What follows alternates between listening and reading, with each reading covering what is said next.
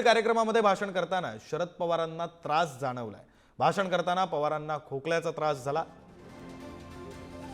बातमी आपण पाहतोय पुण्यामध्ये पुण्याच्या मांजरीमध्ये असलेल्या वसंतदादा शुगर इन्स्टिट्यूटमध्ये आज वार्षिक सर्वसाधारण सभेच्या कार्यक्रमाचं आयोजन करण्यात आलं होतं। अजित पवार, उपमुख्यमंत्री अजित पवार आणि शरद पवार हे एकाच मंचावर होते। मात्र याच कार्यक्रमादरम्यान भाषण करत असताना शरद पवारांना काहीसा त्रास जाणवलेला आहे। त्यांना खोकल्याचा त्रास जाणवलाय।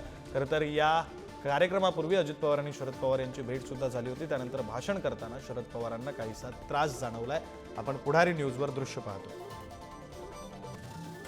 भाषणामध्ये प्रधानमंत्र्यांनी हायड्रोजन उत्पादनाचं जागतिक केंद्र भारत बनावं अशी एक घोषणा केली आणि त्यासाठी राष्ट्रीय हायड्रोजन मिशन याची घोषणा त्यांनी केली। सध्या देशात खतं आणि रिफायनरी यासाठी सुमारे 10 दशलक्ष टन हायड्रोजन वापरला जातो।